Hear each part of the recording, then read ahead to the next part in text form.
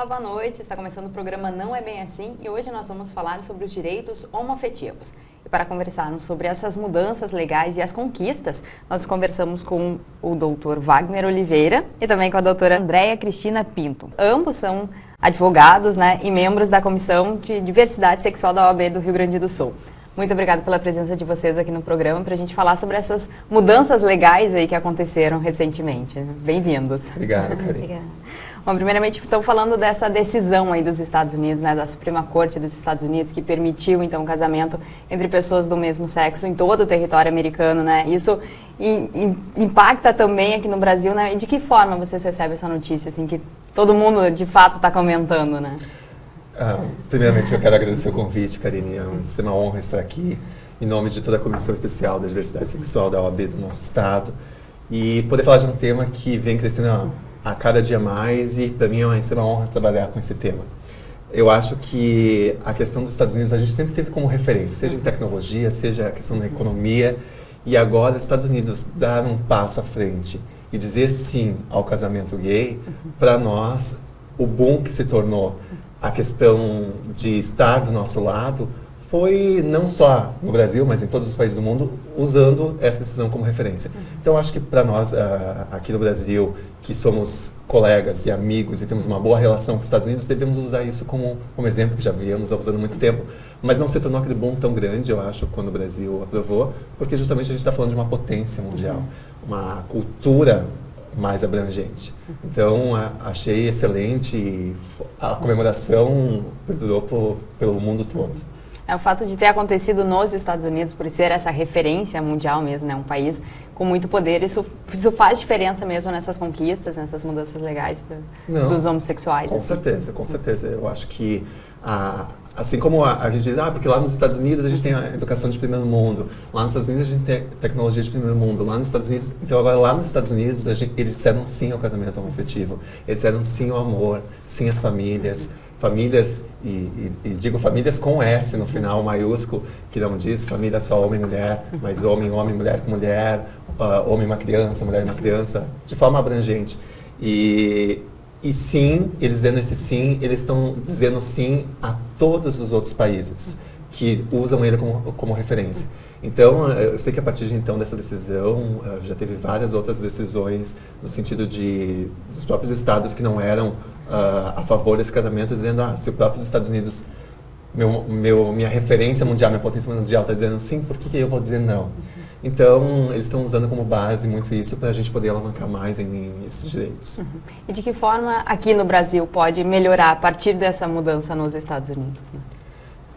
Eu acho que no Brasil a gente já vem há muito tempo angariando direitos.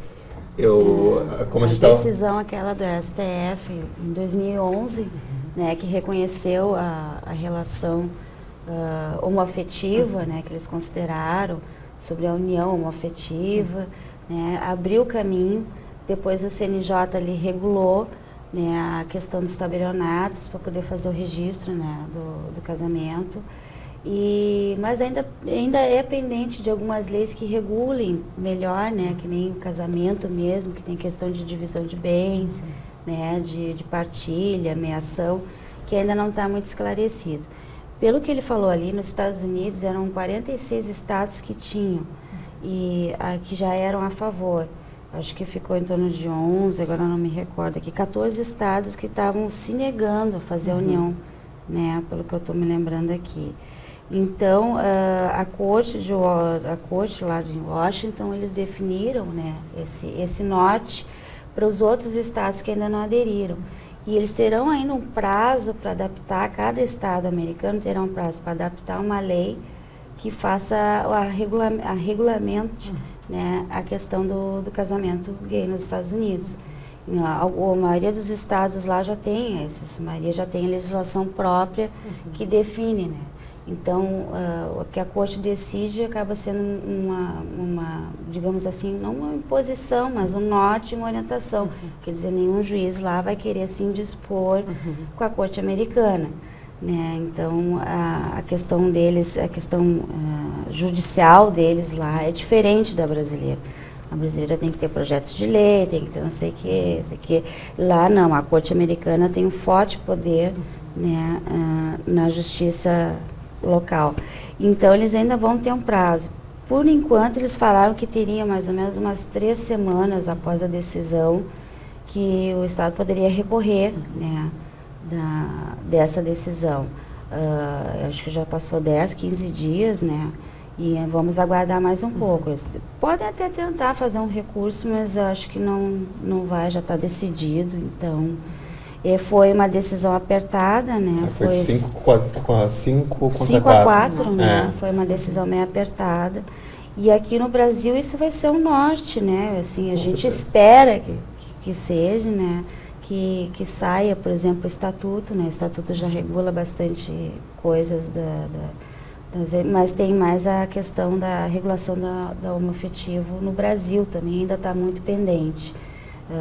Alguns estão considerando comparável à união estável. Então a questão não é bem como se fosse um casamento, né, normal. E essa questão dos Estados Unidos, assim, olha, trouxe uma felicidade imensa para nós, quem apoia, quem participa. É uma alegria, assim, que eu sei que o povo está sentindo, assim, nesse momento. A legislação pode até ser um exemplo positivo também no Brasil. Vai ser um exemplo positivo no Brasil. E a repercussão que deu, né, nas redes sociais. A gente, claro, tudo hoje em dia tem um outro lado. Então, é muita gente querendo boicotar marcas, boicotar a questão da própria decisão. Então, eu achei interessante as marcas abraçarem Apple, Boticário, Microsoft, o próprio Facebook, marcas que disseram assim, sim, nós também dizemos sim à diversidade. E o fato de eles dizerem isso, nossa, eu uso Boticário. Se diz isso, será que eu vou deixar de usar? Ou por que eu vou deixar? Qual o argumento que eu vou usar para isso? Então, eu achei que já foi um grande avanço aí. E assim como a gente vem angariando direitos aqui no Brasil em função desses acontecimentos, eu me lembro muito bem que a gente teve na comissão a doutora Maria Berenice Dias, que foi desembargadora e hoje é advogada, e ela é presidente da Comissão Nacional da Diversidade Sexual, e ela falou que ela foi a primeira a dar uma decisão nesse sentido, porque o mundo está mudando, as coisas estão acontecendo. Então chegou uma certa decisão lá para ela de um casal gay que viviam há 40 anos juntos, numa união estável. O companheiro morreu e tinham bens. E aí, com quem vão ficar? Quer dizer que essa pessoa que viveu 40 anos cuidando, com amor, com carinho, com dedicação, contribuiu, não tem esse direito. E aí que começaram a surgir as decisões. Tanto que o termo direito homoafetivo foi ela que criou. E eu tenho muito orgulho de trabalhar com a doutora Maria Berenice. Porque até então a gente fala homossexual e liga sexo que liga cama. E não, uma relação afetiva é muito mais do que isso. Então as pessoas têm essa questão de o fato de ser gay, ser promíscuo. E a gente demonstra cada dia, porque eu conheço gays advogados, gays juízes, gays cabeleireiros. E não é o fato de eu ser gay que eu deixo de ser uma pessoa, me visto como os outros, eu trato os outros da mesma forma, eu estudo como os outros, eu tenho que fazer minha vida como os outros.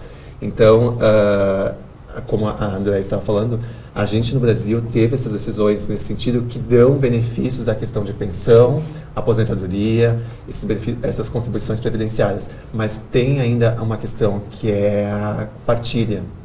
Então, essa questão da partilha ainda não existe uma lei específica. O que foi aqui no Brasil que eles equipararam a questão da união heterossexual, que está no Código Civil, à união homossexual.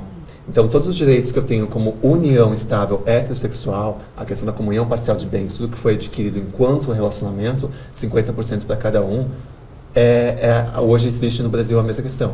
E também a questão do casamento. Hoje, nenhum cartório no Brasil, desde 2013, o CNJ regulou, não pode se negar a celebrar um casamento homossexual. Sim. Aí me questionaram, Wagner, mas se negar? Aí existe uma corregedoria que cuida desses cartórios, vai uma denúncia, como teve uma servidora nos Estados Unidos que se negou, e vai responder judicialmente por isso. Então, sob pena do tabelião responder responsável daquele cartório. Mas não pode, perante a lei, se negar. Quer dizer, já teve muitos avanços aí, mas também tem muitas questões a serem revistas, assim, ou melhoradas, né? De que forma isso pode acontecer, assim, e qual a previsão que vocês têm, assim, de melhorias mesmo, assim, de uma lei mais completa, digamos assim? Eu acho que se a gente parar para pensar de um tempo para trás, de hoje, há 10 anos atrás, com pessoas que hoje são homossexuais há 20, 30 anos, eles deixam claro quanto que era mais difícil. E você já me questionado, Wagner, tu levanta essa causa que talvez até contra ti mesmo acaba se afastando algumas pessoas. Por que tu faz isso? Eu disse assim, eu fazendo essa pequena parcelinha, se cada colega meu ou alguém que já se passou por situações como essa, fizesse essa parcelinha, eu tenho certeza que daqui a 10 anos vamos ter crescido mais, como estamos crescendo agora. Eu acho que tem muito a crescer ainda. A gente fala não só em questão de direitos homoafetivos, mas em questão de mulheres, em questão de negros, em questão de todos os tipos de preconceitos, principalmente aqui no Brasil, porque a gente sofre muita discriminação. Mulher vota há pouco mais de 50 anos. Então, eu acho que nós temos muito a crescer em olhar o outro como alguém que é amparado por uma Constituição Federal que diz que o princípio da igualdade, que todos são iguais perante a lei, que diz que aquela pessoa, ela tem a dignidade da pessoa humana, que diz que aquela pessoa ela é livre para ir e vir e fazer o que ela bem entender da vida dela, sem interferir no direito do outro. Quando nós, como seres humanos, conseguimos ver essa pessoa como não uma anomalia, como não um doente, como alguém que deve ficar na sociedade e que contribui a ela, que paga os mesmos impostos que eu, a gente já deu uma grande alavancada. Aí, então, essas pessoas vão ter força legislativa, que eu diria, porque vão influenciar na questão de criarmos leis, de aprovarmos um estatuto, de alavancarmos numa questão mais igual. Então, eu acho, como previsão, assim, que talvez, infelizmente, eu não vou estar mais aqui. Mas eu vou ficar muito feliz em saber que um dia eu contribuí um pouco para essa sociedade. Eu estava falando antes, para ti nos bastidores, que a gente está plantando uma sementinha aqui, numa terra muito árida. E aquela sementinha tu tem que regar todos os dias, para ela começar a germinar. Então, o que é esse regar todos os dias? É fazer com que a gente coloque, como estamos aqui, debatendo esse assunto. Então, alguém vai ver florescer essa semente. Talvez não seja eu, mas eu vou ficar muito feliz de ter regado um pouquinho ela. Perfeito, então a gente vai aproveitar aqui e fazer um intervalo, mas daqui a pouquinho a gente volta continuando, falando aí das mudanças legais e também o que precisa ser feito, do estatuto também. Claro. Então daqui a pouquinho a gente volta. Até já.